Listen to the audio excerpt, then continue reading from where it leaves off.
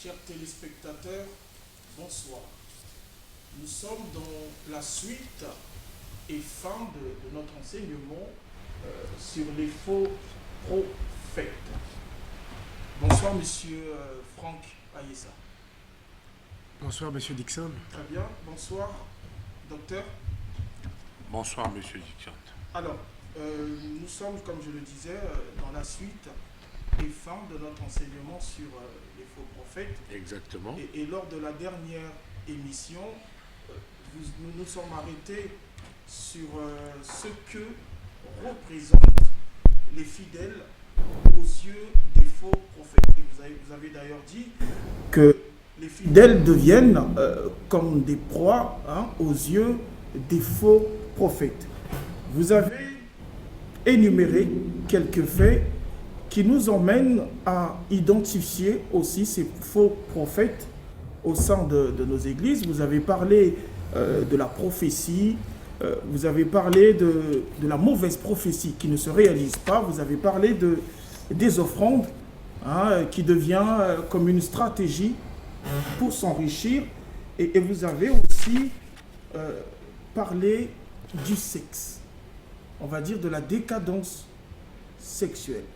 Alors, très rapidement, docteur, j'aimerais rebondir sur la prophétie, les prophètes qui nourrissent des fidèles de faux espoirs.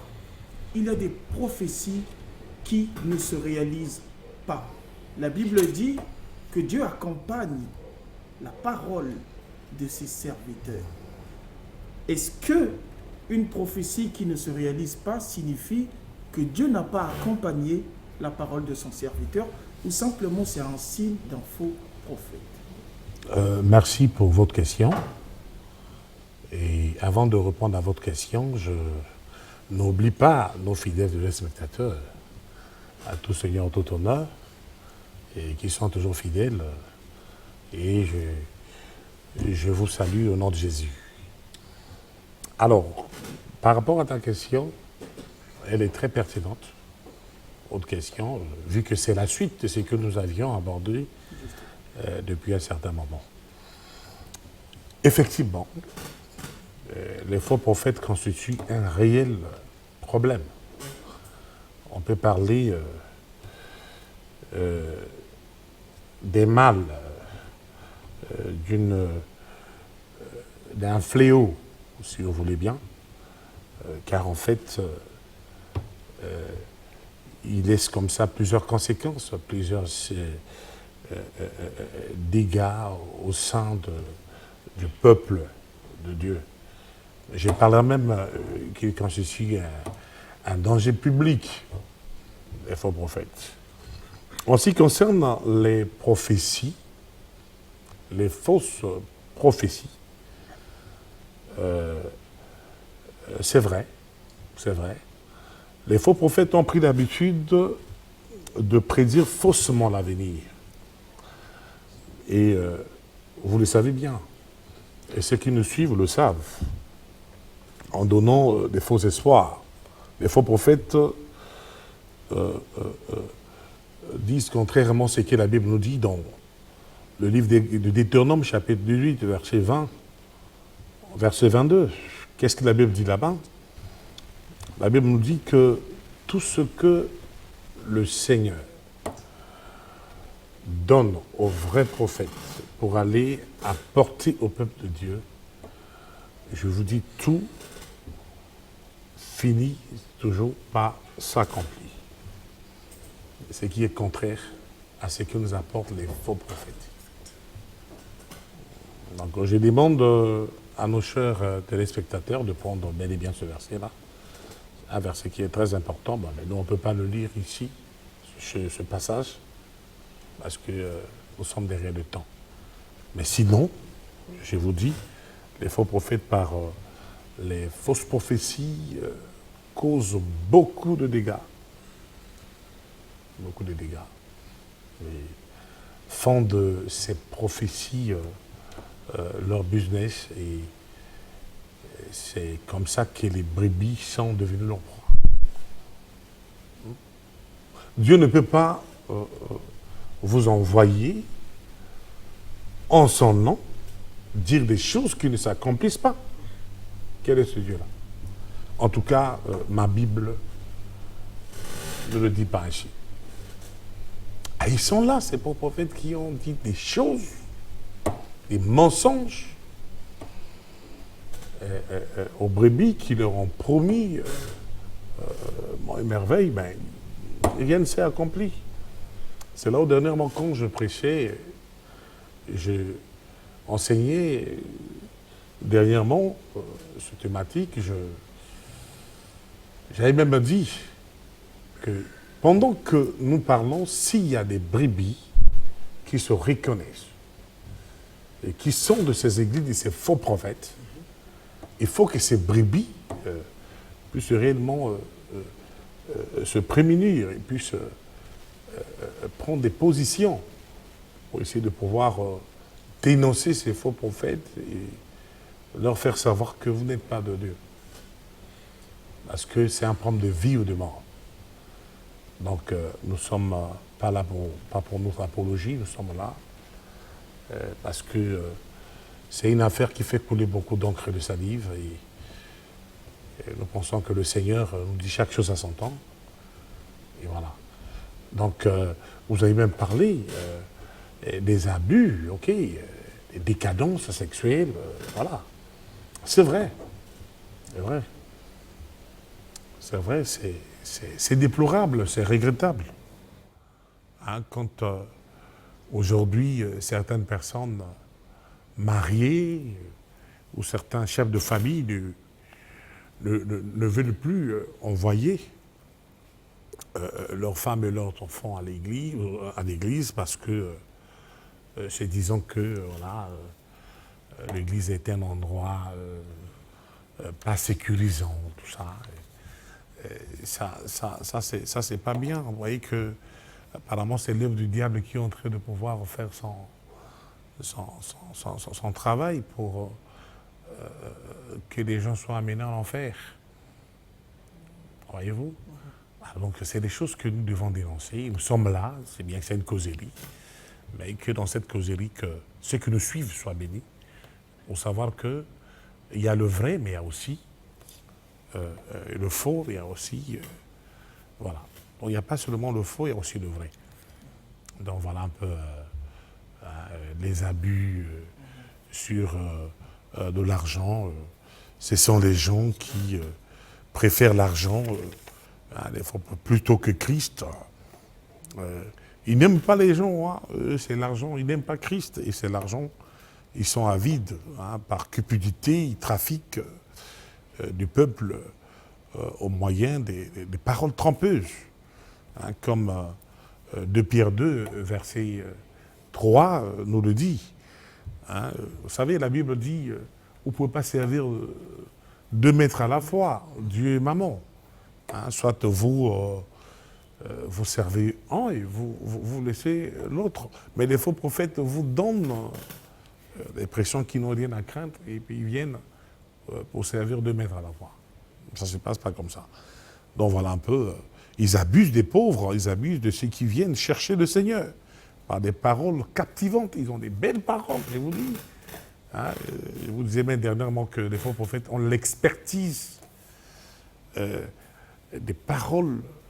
Hein, c'est vraiment des paroliers, ils ont des paroles mielleuses pour essayer de pouvoir extorquer par des méthodes honteuses. Voilà. Et c'est d'abord l'argent. Bien que le tout se passe avec l'argent, mais sinon, la manière, l'éthique de pouvoir collecter des fonds pour des besoins sacerdotaux est bel et bien laissé par la Bible. Hein, donc, voilà un peu ce qui est quand même regrettable. Beaucoup d'abus un peu partout. Voilà un peu. Alors, docteur, dans le livre des Actes des Apôtres, le chapitre 16, le verset 16 nous dit « Alors que nous nous rendions au lieu de la prière, une jeune esclave qui avait un esprit de python, de divination, est venue à notre rencontre par ses prédictions. La Bible nous présente cette femme qui avait reconnu Paul et l'autre comme étant les serviteurs du Dieu très haut. Pourtant, cette femme avait reconnu ces hommes de Dieu. Mais l'apôtre Paul avait su que cette femme était animée par un esprit de python. Docteur, il y a des prophètes. Lorsqu'on les écoute, on a l'impression que ce qu'ils disent est vrai. Et quelquefois, ça s'avère, permettez-moi une tautologie, ça s'avère une vérité. Mais au fond d'eux, il y a un autre esprit qui les anime. Comment reconnaître un tel homme faux prophète? Comment il identifie qu'il est un faux prophète? Bon, vous savez, pour identifier un faux prophète, il faut d'abord avoir la connaissance de la parole de Dieu. Parce que la Bible est notre support par excellence. Et que si vous n'avez pas la connaissance de la parole de Dieu, vous ne pouvez pas éprouver les esprits. Et vous ne pouvez pas discerner les esprits. Hein, car vous devez savoir que le problème avec les faux prophètes, c'est avoir le discernement. Mais un discernement de l'esprit, du Saint-Esprit. Donc, étant enfant de Dieu, hein, pour ceux qui sont chrétiens, remplis par le Saint-Esprit, oui, dotés du discernement, et cela pourra permettre à pouvoir les identifier. Et avec la connaissance de la parole. Et là, nous disons aux chrétiens, n'allez pas seulement dans les églises pour écouter ces bons discoureurs, parce que ce sont les bons discoureurs, ces faux prophètes. Mais ayez au préalable une certaine connaissance des Écritures.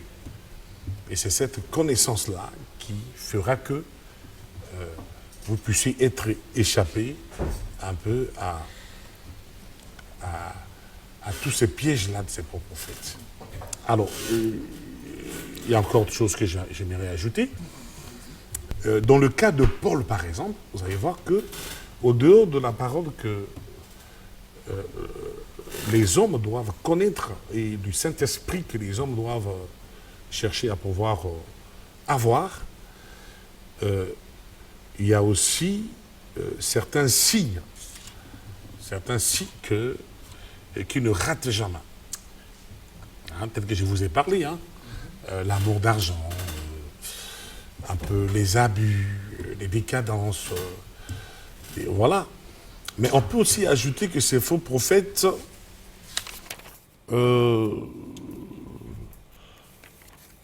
parce qu'ici Paul les a reconnus par rapport au verset 16, que j'aimerais bien encore vous le lire. Il dit, un jour que nous nous rendions au lieu de prière, une esclave vint à notre rencontre.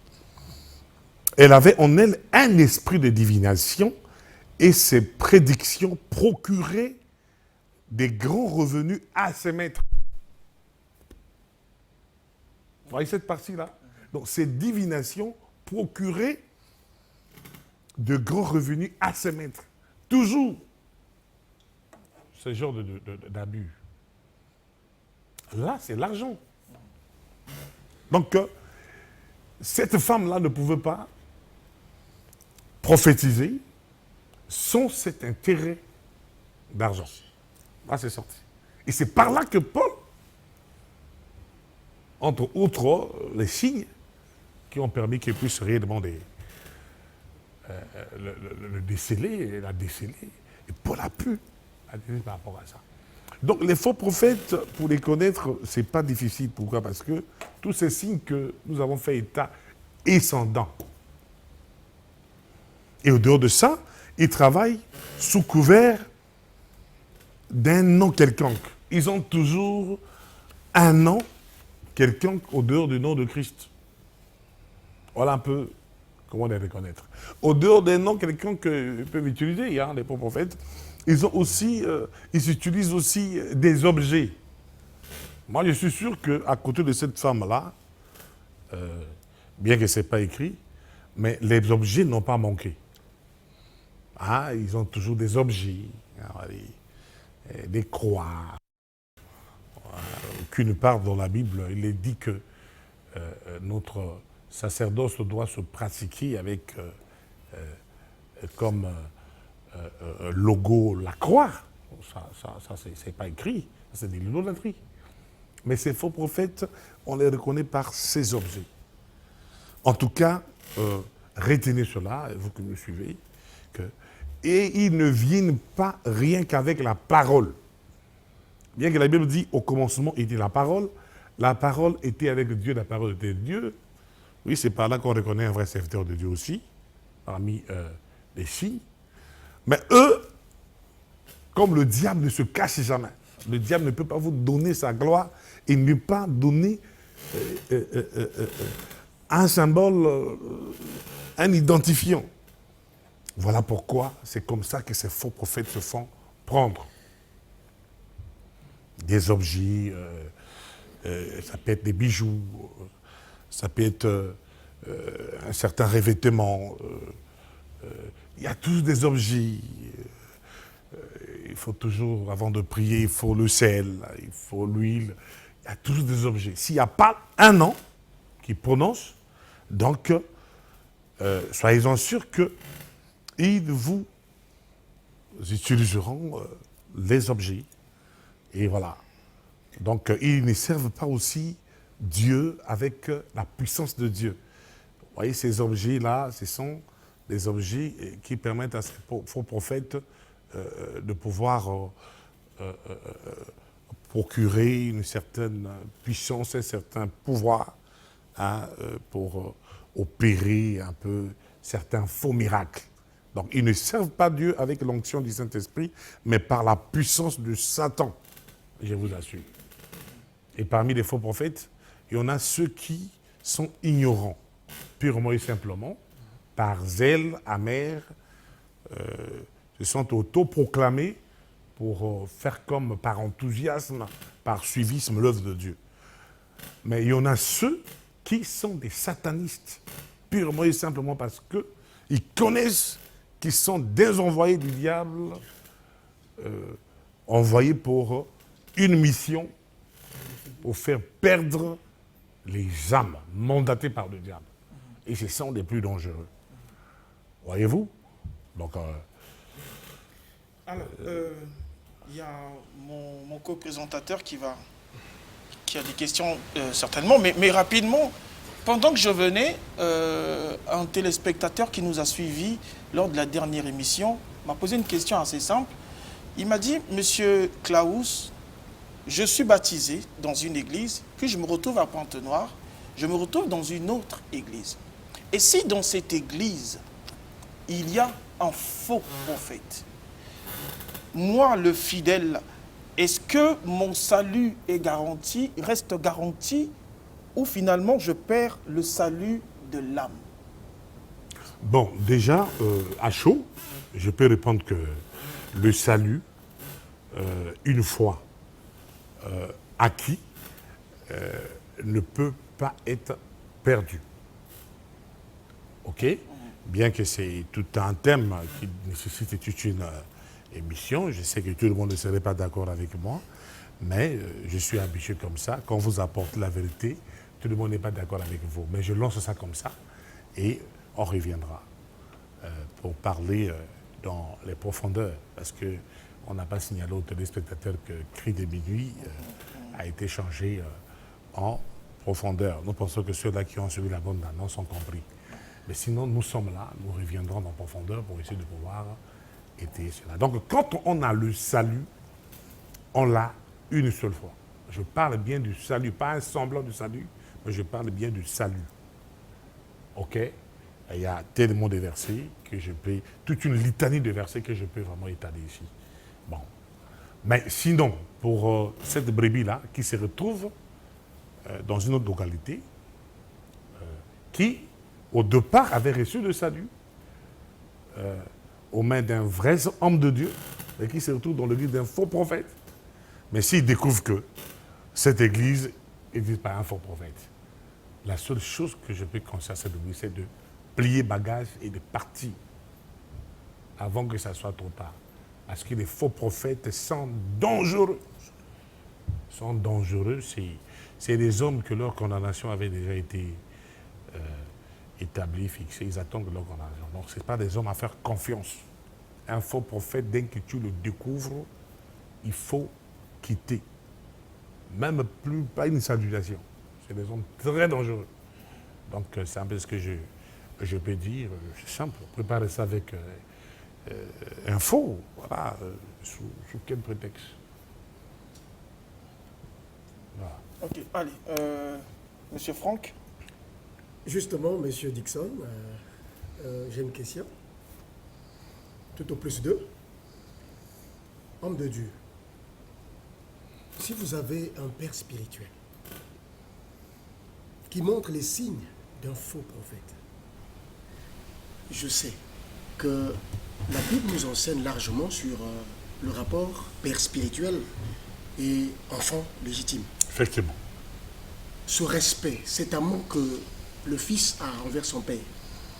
Mais maintenant que vous êtes en train d'enseigner sur comment reconnaître les faux prophètes, que peut faire cet enfant-là qui aujourd'hui vous entend, démontrer dans les Écritures les caractères de ces faux prophètes et que son père y fait partie? Que peut-il faire pour s'en détourner, homme de Dieu?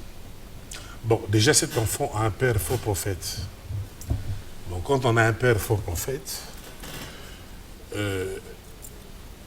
on vit son salut. Pourquoi? Parce que le faux prophète ne peut pas apporter le salut dans ce qu'il fait. Dans ce qu'il fait.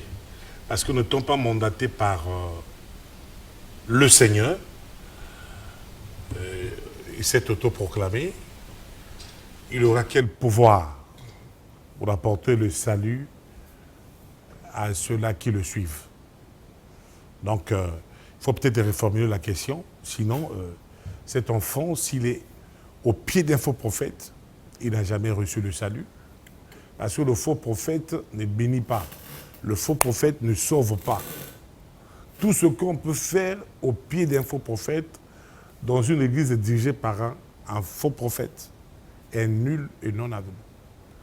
Donc, le conseil que je pourrais donner à cet enfant est de chercher à prier Dieu, à prier le ciel et de demander à ce que le ciel l'oriente pour que Dieu lui donne une vraie église, une bonne église conduite par des vrais hommes de Dieu ou par un vrai pasteur.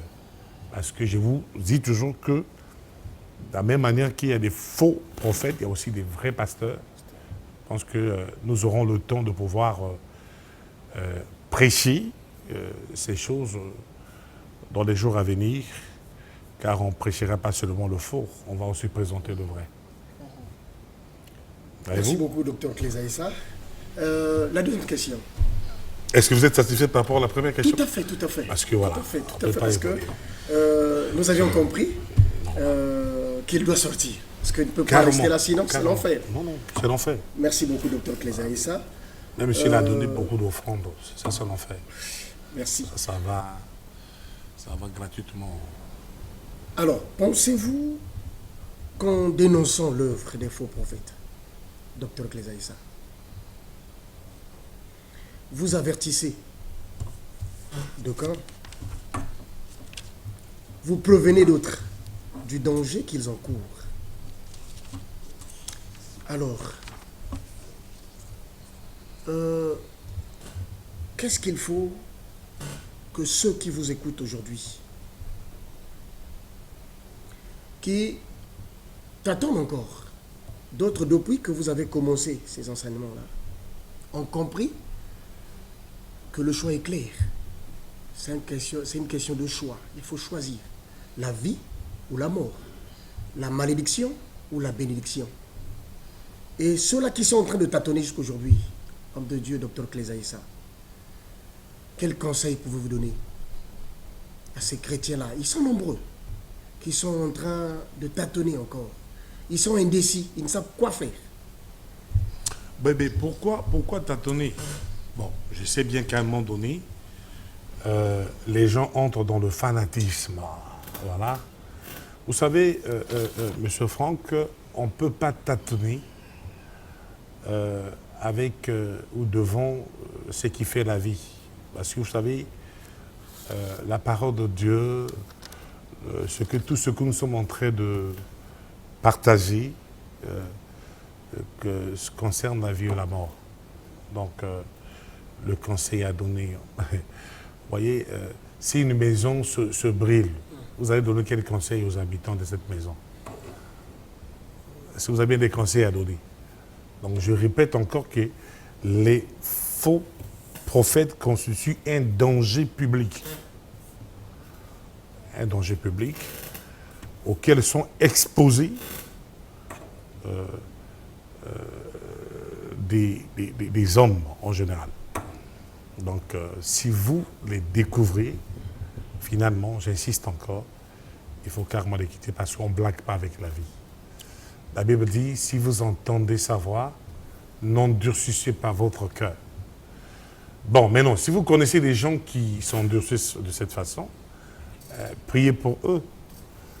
Vous n'avez qu'à prier pour eux parce que je ne vois pas. Ce que vous dites est vrai. Hein? Aujourd'hui, il y a des gens qui, au lieu d'être fanatiques de la parole, il y a des gens qui sont fanatiques des hommes de Dieu. Vous voyez, nous, les hommes de Dieu, nous venons présenter un message. Nous venons présenter un homme. Nous ne venons pas pour notre apologie. Nous ne venons pas pour nous présenter. Prenez l'exemple de Jean-Baptiste. Voilà, cet homme que Jésus-Christ a même témoigné, en disant que parmi tous ceux qui sont nés des femmes, il n'en a pas paru plus grand que Jean. Voyez-vous, il était plus qu'un prophète. Lisez dans Matthieu 11, vous allez voir. Mais regardez un peu l'humilité de cet homme Jean-Baptiste. Il vivait que dans les déserts, habillé en peau d'animaux. Et voyez-vous, il se nourrissait des sauterelles, tout ça. Bon, on ne demande pas aux gens de se nourrir comme il s'est nourri. Je suis en train de montrer la forme de son humilité. Voyez-vous? Mais son attitude est quoi? Il est venu pour aplanir les sentiers, mais quand Christ est arrivé, Jean-Baptiste a montré au peuple, voici l'agneau de Dieu qui ôte le péché du monde. Il est même dit de lui, de son humilité, voilà, il était question, il avait fallu qu'il s'abaisse afin que Christ croisse. C'est ça notre attitude, nous, hommes de Dieu. Nous ne sommes pas des stars. Non. Aujourd'hui, par le culte de personnalité, la plupart de nos collègues ont oublié le message. Le message. Il y en a même ceux qui ont fait du message leur patrimoine. Ah, vous rencontrez des gens qui vont vous dire que, écoutez, si vous n'écoutez pas le message de tel ou tel homme, vous n'êtes pas sauvé. Mais c'est aberratif. Parce que Jésus est allé à la croix seul. Et nous tous, fils d'Adam, nous étions à plusieurs distances de coudées. Les mentés seuls. Même ceux qui étaient avec lui à la croix ont eu besoin de lui pour être sauvés. Voyez-vous?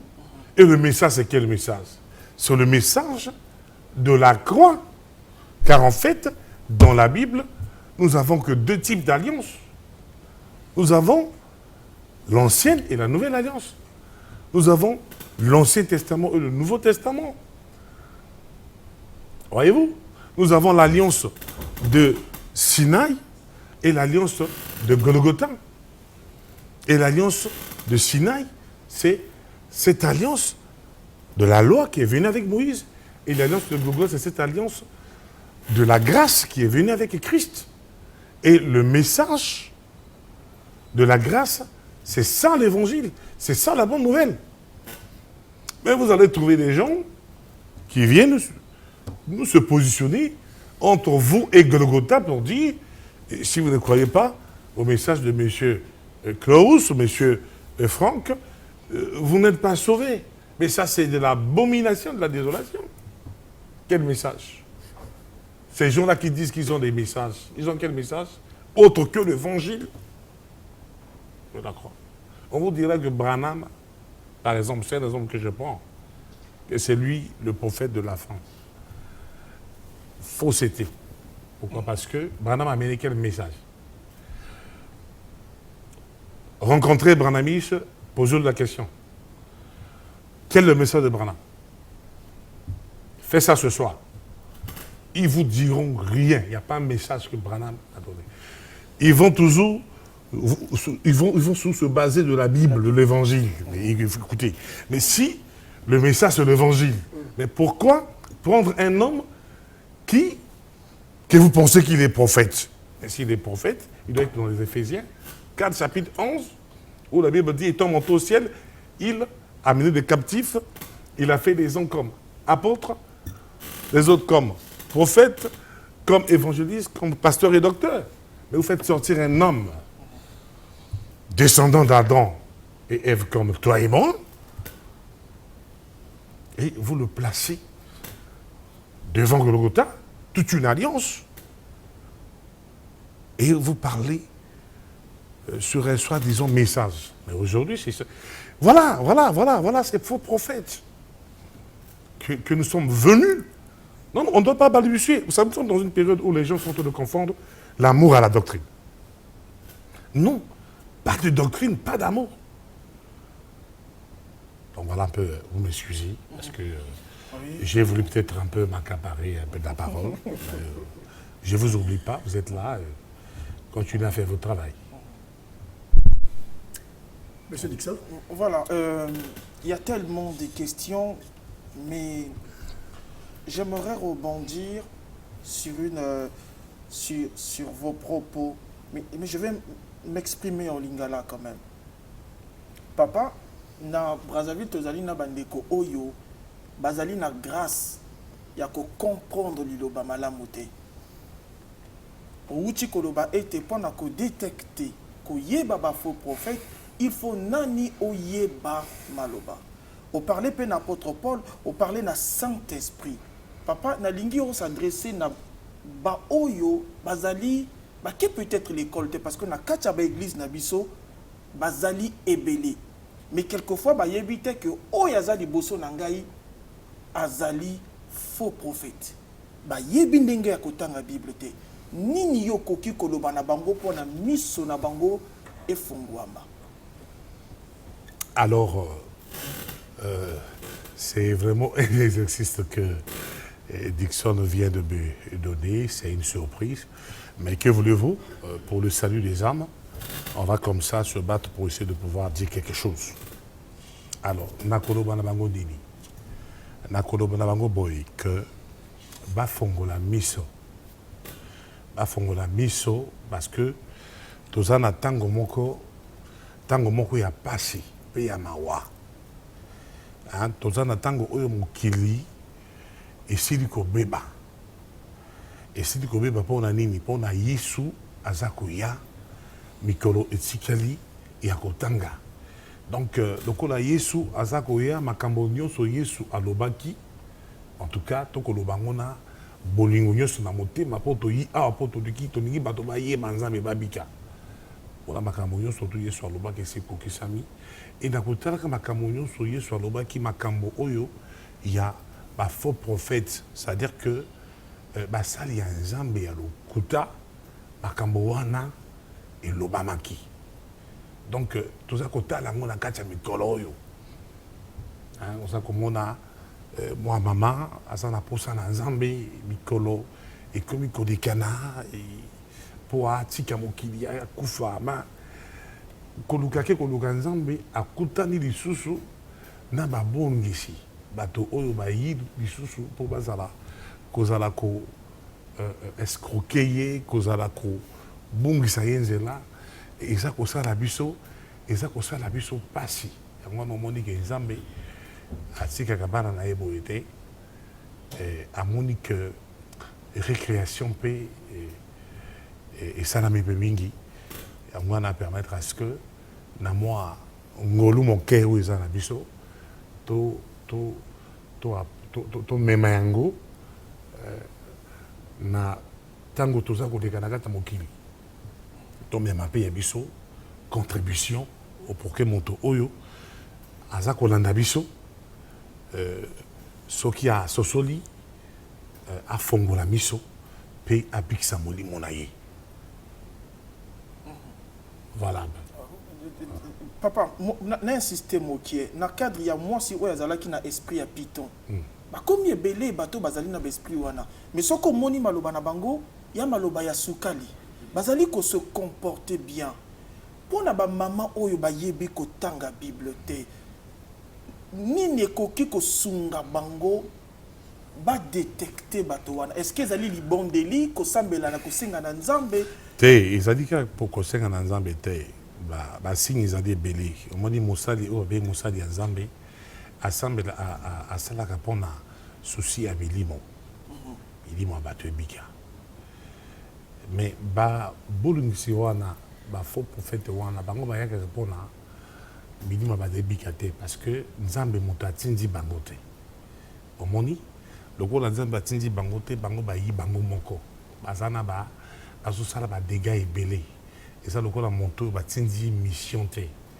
Omoni soki moto wana misala miyi moko missionnaire akoloba nini azana eloko akoloba te akosala badégâts ebele yango oza komona un peu bien que c'était pas prévu ben tozali kosala po toyebi que Nzambe azo accompagner maloba oyo moto mama moko akososo na ngai yango wana naza koloba ye que bato wana bakomi ebele bamisu baza koyaka bakomi kozwa basi ya bato mais Nzambe atindaki bongo te bamisu baza koyaka bakomi mobali na mobali baza kosala libala mwasi na mwasi bazali ensemble mais baza na kati ya temple mais wana ezali abomination makambo Nzambe atindaki te bamisusu baza koyaka bon voilà bana bakendaki na église bayibaki bamibali te mais bakomi ozonga na bazemi makambo ebele wana eza mobulu normalement mbola matari mpe esengeli amona makambo wana pour que bato ya bongo basimba bango parce que mbola matari eza mpe kosala mpe mosala ya Nzambe yango eza komona eke bamisusu bayi bango kaka mbongo koescroke bato lelo makambo ya Nzambe mpe makambo oyo bato bazokobanga so Nzambe te na mboka na biso parce que ntango baza komona misala na bango baza kopense ke bato nyonso tu basali nyonso tu ya Nzambe bazali bongo nzokande baza bongo te mpona nini parce que Bible Jésus-Christ atiki biso yango atiki mateya na ye eza na kati bana misala ebele ya mabe kokosaka bato baprophétie tozobenga baprophétie ya kokuta donc eloko nazobana bamama ezali que bafongola miso soki omoni moto ayi komemela makambo ya Nzambe mpe akomi makambo ya nzoto makambo ya mbongo makambo oyo lokola ya koloba makambo ya lokuta eza kokokisama te oyeba déjà que moto wana aza mabe parce que makambo wana eza na kati ya Bible te. Voilà un peu. Alors, permettez-nous, nous sommes quasiment à la fin de notre émission, mais papa, le culte de la personnalité, que diriez-vous sur la culture des posters aujourd'hui? On voit qu'aujourd'hui, il y a des posters, des hommes de Dieu, et quelquefois, le nom du Christ, ce que le Christ fait, n'est pas... Des posters ne sont pas interdits, d'autant plus que quand vous avez une campagne d'évangélisation, il faut essayer d'informer tous ceux-là qui viendront. Oui, mais il y a ceux qui disent... Il faut peut-être préciser. Oui, le fait de... sur des affiches, on voit uniquement l'homme de Dieu bien habillé. C'est pas mauvais d'être bien habillé. Oui. Mais... C'est une annonce publicitaire. Oui, je ne vois pas. Peut-être le fait de pouvoir prendre votre photo et mettre devant l'église du Seigneur, peut-être. Ça, ce sont des choses que nous disons que ça ne paraît pas trop propre, c'est pas trop bien. Et nous voulons passer ici pour dire aux bien-aimés, présenter Jésus, homme de Dieu, éviter un peu ces bévues-là. Hein, nous commençons un peu à exagérer. L'Église est l'Église du Seigneur. Le Seigneur a même dit à Moïse à la croix, à la montagne, que pendant que je te parle, tu n'as vu aucune figure, aucune représentativité. Donc, va là-bas ne représente rien. Nous prêchons l'idolâtrie. Vous pensez quand vous prenez une photo, une effigie, mon effigie devant l'église, qu'est-ce que vous entendez par idolâtrie? C'est de l'idolâtrie. Et voilà. Ce n'est pas ce que les apôtres ont fait. Ce n'est pas ce que Jésus-Christ nous a dit de faire. C'est ça le culte de personnalité où les pasteurs sont devenus des stars aujourd'hui. Et c'est ça, ce sont ces genres de choses qui font que aujourd'hui le christianisme est discrédité à cause de ces pratiques. Donc voilà un peu, là je crois qu'on nous signale.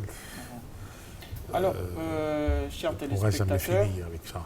bien évidemment, ouais, c'est assez difficile pour nous de clôturer ce thème sur les faux prophètes. Mais bon, le temps était contre nous. Nous avons notre numéro qui s'est affiché en bas de l'écran. Si vous avez des questions à poser, n'hésitez pas. Appelez l'homme de Dieu, le docteur Claes Ayessa. Il répondra à vos questions. Il est là pour ça. Bonsoir. Merci.